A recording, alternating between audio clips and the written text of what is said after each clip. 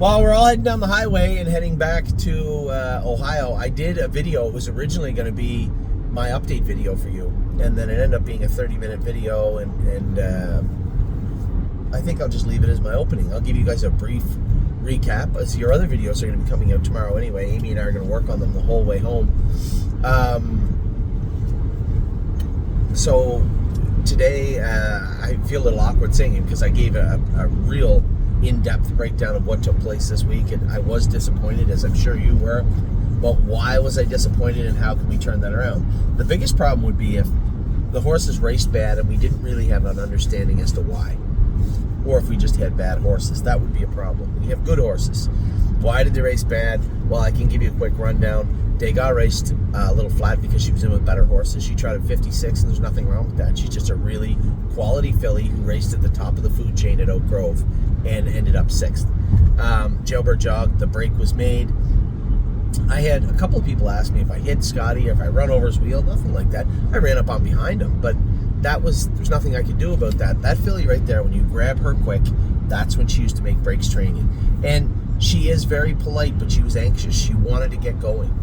And when Scotty and Dexter moved, Dexter was waiting for Todd McCarthy to move, who was never moving, right? And then Scotty kept going, and he was up right in behind Dexter. Dexter took his time because why would he rush? He knows the front end's about to collapse. They went 27 apiece. They went a decent clip at the half. The horses to beat were Scotty and Dexter. I put her in the right place to race, and then just got a little tight to Scotty. She boxed her gate up, and she made a break. That's it. I did not want to grab her at that point. I rolled the dice that this was the proper move to make, and the alternative was to roll her 3 deep, which would be insanity, and that just wasn't going to happen. So it was unfortunate. I touched on that and how we're going to remedy a number of things in the opening video this week, but I will continue on. Resolve Indeed, simple. Get her in cheaper. I know exactly where we can do it. Ohio and Northfield Park.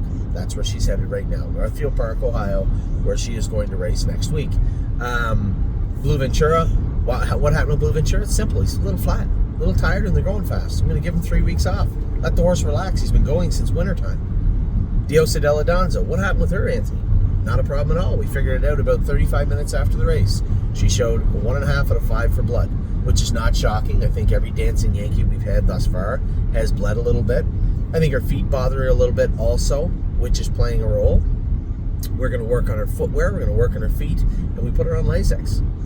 I think that's the easiest way to address any of the situations moving forward with respect to her.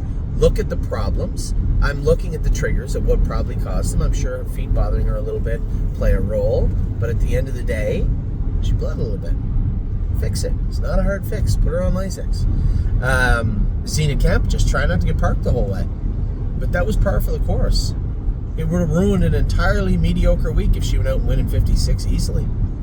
So she has a splint that popped also. That's been bothering her. It's been looking like it needed to be done, and it does now. It was already cryoed. She's going to have next week off. She's going to go into the $30,000 division at Lexington in 2 weeks. Grand Slam deal. I was all but set to send her back to Pennsylvania, and Robert from Europe had messaged me and said, Anthony, if you remember last year, she wasn't that good at Oak Grove, and then actually raced okay-ish at Lexington. Do you think it would be worth giving her a start there? You know what, Robert? You're probably right. So we'll give her a start there. Continue on. Delicious Stone DK, the shining star of the week. That doesn't happen very often. There's a truck stop coming up. Did they say anything about Starbucks at this one? Oh, you're looking at it. It says east. Yeah, that one's on my app, but it's east, and we're going west. Oh, I think the apple green things aren't across from one another like the other ones are. No, but there's another one. Like, there's one coming out. Oh, so we'll just stop at that one. You know, you look at Melisandre, we need to get a lifetime mark on her. Yeah, 22 miles. Yeah, that sucks. 22 miles. That's going to take us 18 minutes.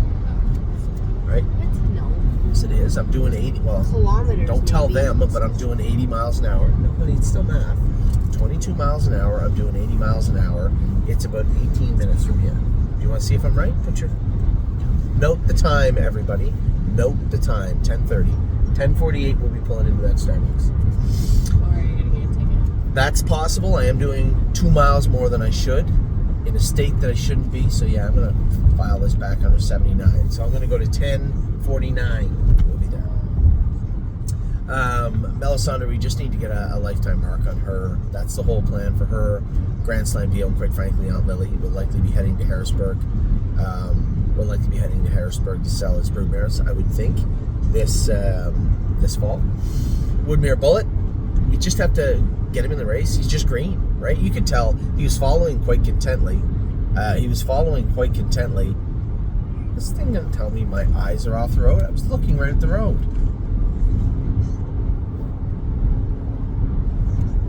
Your car's getting awful bossy. So Woodmere Bullet, just green, I think, the other day. I don't think there's anything more to it than that, if I was to guess. And Gymboree raced pretty good. I thought Tyler did a great job with her. I'd like to see her do a little bit more. I think that filly's underachieving right now, but in the week we've had, she certainly fit in. Cherry's Girl, Pretty Eyes and Lies Don't Ask In, all scoped with a little bit of mucus. Cherry had just a drop of blood, but with the amount of mucus, it was more than enough to 1 + 1 = 2. So dry them up a little bit harder as we get into their next race, which I suspect will be at the Poconos. Memento Mori, I had said to everybody in the opening, I'm not taking a dig at Dave Palone. He's won 10 million races. He's a way better driver than me, but with respect to him, I think he did the right thing by pushing forward to get Wilbur in behind him, and then grabbed a hold of Mori to let Jeremy Indoff's horse go, who was likely the favorite or second favorite. And I think when he did, it looked to me, if you were to say, okay, Anthony, all things are equal from the last 2 starts you drove him, what happened? That's the only part of the mile I can say, geez, he might have shut his air just a hair, letting Jeremy go. Maybe, maybe not. I don't know. But that was just a step of regression from Memento Mori, and I suspect that's exactly what happened with him, but we'll know next week when he's back in to go. Chicago Hall raced good, got beat by a favorite. Aunt Lily scoped with mucus and blood. Need to dry her up better and prepare her better for her next race. I've already spoke to Jason McGinnis and Jason Merriman about it. We need to be on top of this mare, this filly, for her next race and every race after that. Need to be much, much more aggressive with respect to drying her up. And then Gorgeous Package and Gaslight Hall both raced good. Gorgeous Package was second as the second favorite at 52 and raced pretty good. And then Gaslight Hall just nipped at the wire for second and first. Could he have won? Yes, he could have. But he finished third, and I think it was a big step forward. Having said that, he's still on his way over to Ohio because it's a month almost before his next stake race. And quite frankly, the prospect of racing him over his head the next 3 weeks, potentially, because that's what it would be. He'd have to race in the horses that raced in the Grassroots 2025. Well, that could be any number of pretty good horses, right? He'd fit in there. And then also, non-winners of 3 at Georgia may not fill, and if he has to race the non-winners of 3 at Mohawk, well, good night. That's not gonna work. So, aside from hoping and praying he faces softer company in Ontario, I don't have to worry about that because he's going to face softer company 1,000% for sure at Northfield, where he's going to race, or the Meadows, one or the other or both. But Gaslight Hall is going to have a little reprieve from the Ontario Sire Stakes program over the next few weeks, with the understanding that he will be going back there. At the very least, he will likely make it into the gold with that second place finish, because there's only one division every week, or the Grassroots. But both colts raced good last night. So yes, we did have a power outage this week at the stable. That's undeniable. And last week, for the most part. But in every single instance where a horse raced under where they should have, I can tell you exactly why they did. And we're on our way to fixing it. And that's the biggest thing. As I said to Amy, I said to everybody, I said in my video this morning, if we had a barn full of horses that weren't good, it would suck, right? You'd be like, oh, geez, I guess they're just not good enough. But we don't. All these horses that faltered this week have been good. So what happened? That question was answered quickly after every race, and something we can address going into next week. Now, I guess I'll address it in another video this week, but I wanted to address it also. The 4 horses we had put up for sale, all the shares that we were offering up, are sold. And I know that somebody messaged me the other day and said, Anthony, you didn't put the Path of Totality tactical landing, it didn't go up, none of the shares were available. That's because none of the shares were available. We only own, that's the mare that John and I actually own the least of. And nobody was coming off the shares. No one. So I think we only had, now I'll be completely frank with everybody, I think John and I kept 20%, something like that. And every other share that we had available, we did exactly what we said we were going to do. We were offered it up to the clients that own Path of Totality and Cloud Rider first, and they were all sold out. So there were no shares available. I think the next one up we'll do is the other tactical landing. If you're out there and you're waiting for tactical landings, we do have another one. This is the one out of State Park S. Now, State Park S is the mare that we bought in Fold of Volstead. That was Cheers to Beers. The colt was kind of scrawny and short-barreled. I hoped that he would overcome it because, quite frankly, he wasn't more short-barreled than Rico Tubbs was, right? And as I told you guys at Lexington, just because a horse is short-barreled doesn't mean he can't race. But if they start to interfere, it becomes a problem. And Cheers to Beers did quite early. And more importantly, I didn't like his attitude, right? That may have been a Volstead thing. It might have been him interfering and just being a colt thing. Could have been a million things, but he wasn't a tremendous-looking individual. And with a lackluster attitude, well, I say it all the time, 1 + 1 = 2, right? He just wasn't staying around, and that's exactly why he left. And when it comes to this colt, the good thing about him, and you'll see the pictures in the video of him, Haley said he's a gigantic colt, much bigger, much better put together than the other horse was. So I am obviously excited about him. The mare is decently bred, and to be fair, Haley always did rave about this particular horse, the one out of State Park S. She liked him. So a bit of an unknown, but we will have that colt up, the shares of that colt up for sale this week. 48-hour window really is not a big deal because there's only one other owner in the horse. So I'll talk to Joel and see what he wants to do.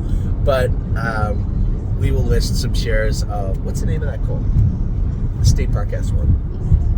That's the land. What? Landing.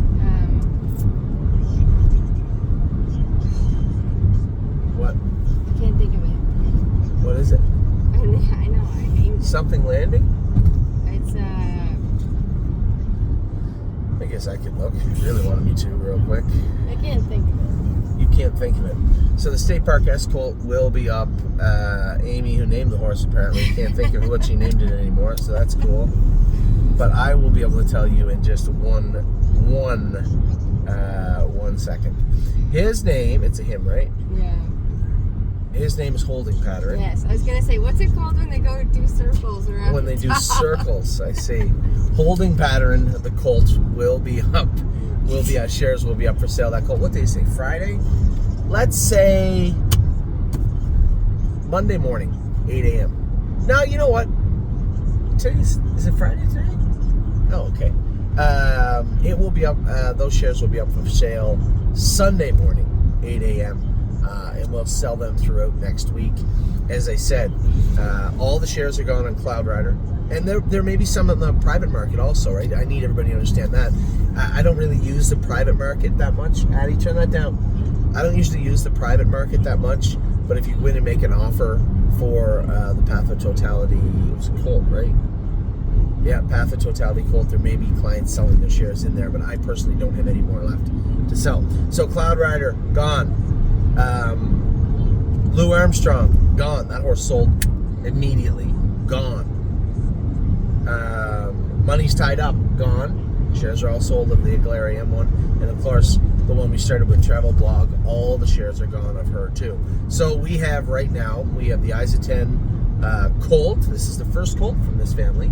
Very important. It's a strong, people say, this is a strong colt family or a strong filly family. Truthfully speaking, it is a strong colt family, right?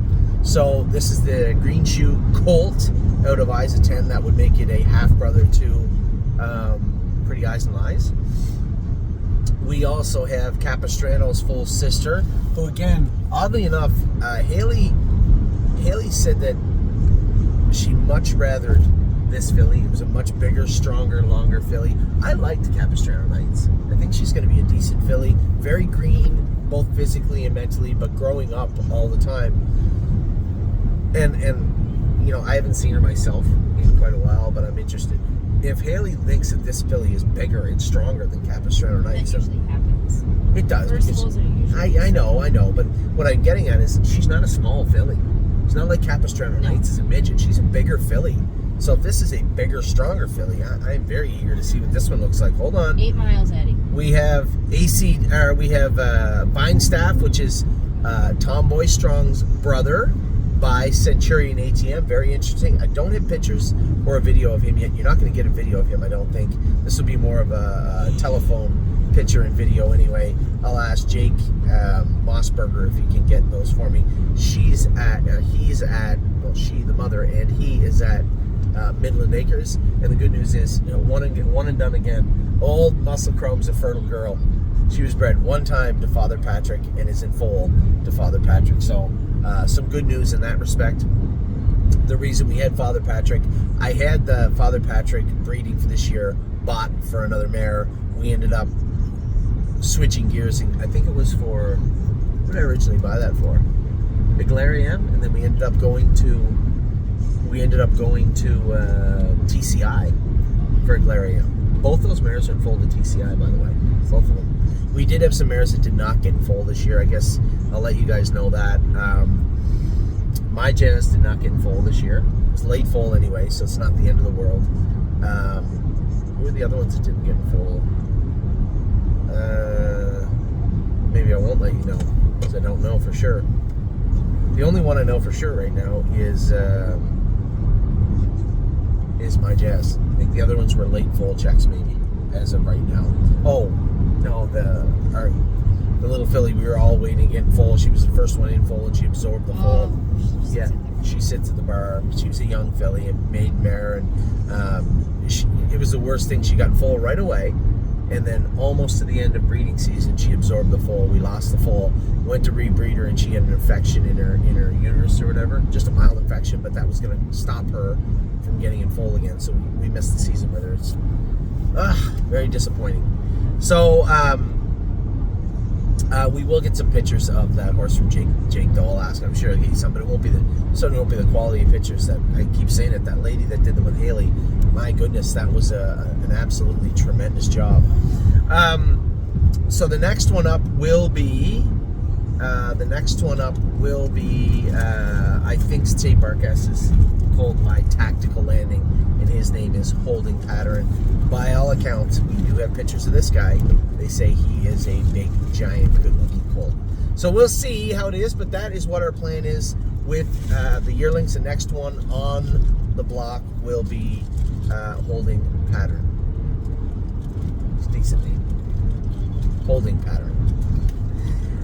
So as I said, on our way back to Ohio right now. I'll be in the barn tomorrow, the next day, every day thereafter. We'll get everything squared away, get the horses back going in the right direction. Indeed. So take care. I will talk to you all very soon. If you need to get a hold of me for any reason, you're asking about an update on a horse, if I didn't give you one, then please don't hesitate to reach out. As I said, many of the issues we had from this week have all been recognized and are on our way to treating them right away, whether it be bleeding or soreness or sickness or anything. There are no more question marks from last week, just answers, and now we have to execute all those answers. So take care. I will talk to you soon. Have a wonderful rest of your Friday.